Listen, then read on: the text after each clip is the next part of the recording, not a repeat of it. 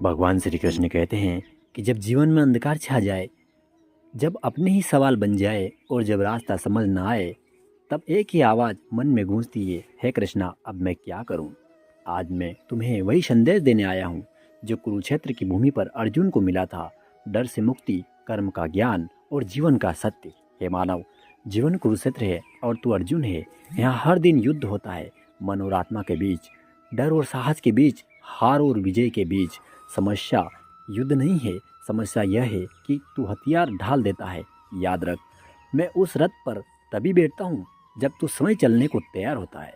तू डरता है क्योंकि तू परिणाम सोचता है, तू डरता है क्योंकि तू भविष्य की चिंता करता है। मैं कहता हूँ भव वही होता है जहाँ विश्वास नहीं होता है।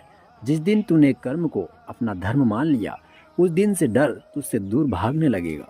मैंने कहा था कर्म किए जा, फल की चिंता मत कर, क्योंकि फल मेरे हाथ में है पर कर्म तेरे हाथ में है।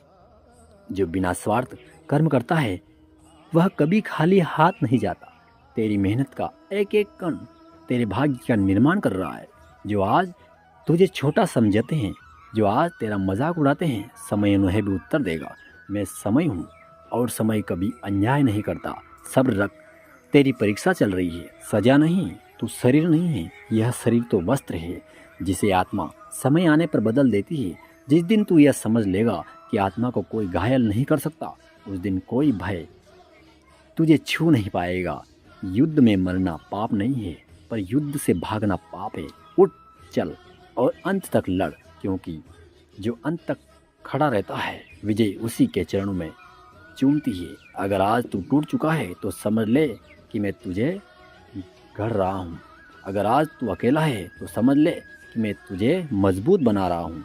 तू बस कर्म कर, रथ की लगाम मुझे सौंप दे। जय श्री कृष्णा।